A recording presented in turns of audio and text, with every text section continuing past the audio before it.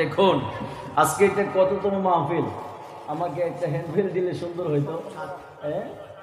সপ্তমতম মাহফিল, ষষ্ঠতম গত বছর এই মাহফিল হয়েছে, তাই না? অনেক মানুষ আপনাদের এই কাঁঠাল বাগান চন্দ্রনগর এলাকায় অনেক মানুষ দুনিয়াতে ছিল না বাবা, আজকে অনেক মানুষ দুনিয়াতে নাই, ঠিক কিনা বলেন? আগামী বছর অষ্টমতম মাহফিলে আমরা থাকবো, এর কোনো গ্যারান্টি আছে? দেখেন বাবা, আমরা মাহফিলে আসার কারণে যতটুকু খুশি হয়েছি এর চেয়ে কোটি গুণ বেশি খুশি হয়েছে এই এলাকার যত কবরবাসী তারা, ঠিক কিনা? আরো জোরে বলেন। কারণ আপনি যদি আজকে দুনিয়া থেকে চলে যান বাবা, আপনার কথা কেউ মনে রাখবে না। একদিন, 2 দিন, 3 দিন আপনার স্মৃতিগুলো মনে করে আপনার আত্মীয় স্বজনেরা একদিন, 2 দিন, 3 দিন কাঁদবে, তারপর আপনাকে সবাই একদিন বলে যাবে। দুনিয়ার জমিনে আখিরাতে আপনার আমার আপন হলো আমার নবী। আমার নবী দুনিয়াতে আসার আগে রুহানি জগতে ইয়া হাবলি উম্মতি উম্মতি স্লোগান দিয়েছেন। 63 বছর হায়াতে জিন্দেগি ছিলেন, একটা স্লোগান ছিল ইয়া হাবলি উম্মতি উম্মতি। আমার নবীকে যখন সাহাবাইরা খুঁজে পেতেন না, আমার নবীকে গিয়ে দেখতেন পাহাড়ের জঙ্গলের মধ্যে, পাহাড়ের গুহার মধ্যে, নিরিবিলিতে সেজদায় গিয়ে শুধু একটা জজবা, একবার নিজের জন্য কাঁদে নাই, একবার পরিবারের জন্য কাঁদে নাই, একবার নিজের জন্য কাঁদে নাই, সব সময় একটা স্লোগান ছিল, আর সেইটা হলো ইয়া হাবলি উম্মতি উম্মতি। 63 বছর হায়াতি জিন্দেগিতে একটা স্লোগান ইয়া হাবলি উম্মতি উম্মতি। 1500 বছর হয়ে গেল, যেখানে আপনি মারা গেলে, আপনার বাবা মারা গেছে, আপনি 1 দিন, 2 দিন, 3 দিন কান্না করেছেন, তারপরে আপনার সবাই ভুলে গিয়েছে।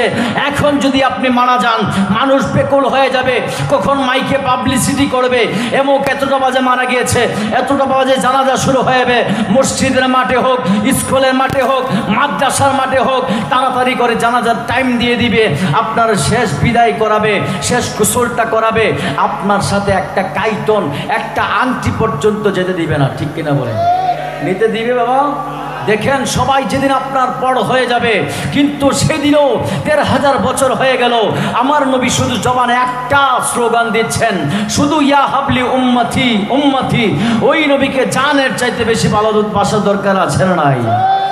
আরো জোরবান আছে না নাই?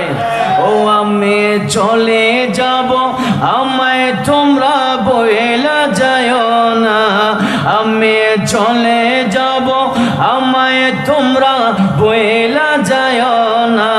ডাইনে বামে মাটি আমার মাটির বিছানা, ডাইনে বামে মাটি আমার মাটির বিছানা। টাকা পয়সা বাড়ি গাড়ি যাহা করেছি, সবেকে চোফা লাইয়া আজি একা যাইতেছি। সেদিন আসবে কিনা রে বাবা?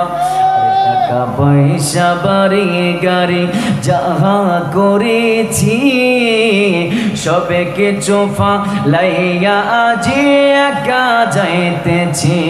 আরে শেষে বুঝলাম এই দুনিয়ার আপন কেহ নাই, আহা শেষে বুঝলাম এই দুনিয়ার আপন কেহ নাই। ডাইনে বামে মাটি আমার মাটির বিছানা, ডাইনে বামে মাটি আমার।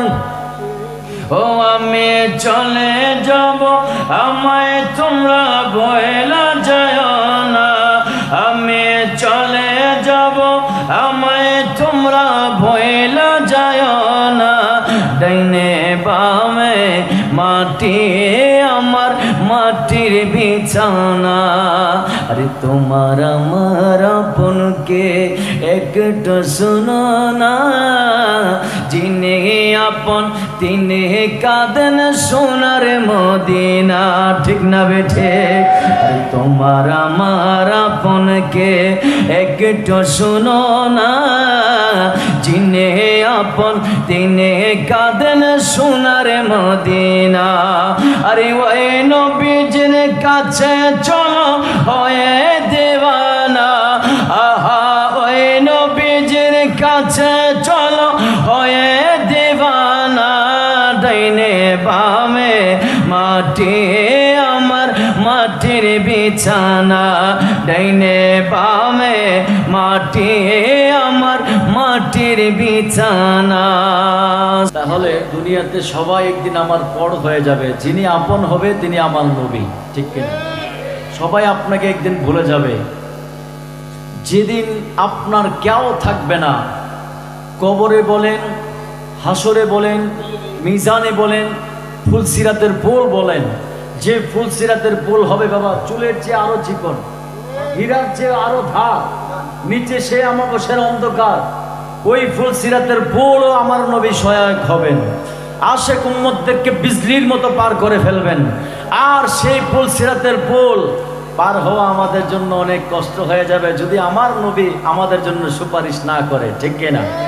আমার দেশের অনেক ভাইরা আমার নবীর সুপারিশ চান। আরে ভাই, মনে রাখবা, নবীর সুপারিশ ছাড়া জান্নাতে যাওয়া কখনো সম্ভব হবে না। নবীর সুপারিশ আমরা চাই কি চাই না? নবীর সুপারিশ আল্লাহ প্রত্যেককে কবল করে করো, আমিন।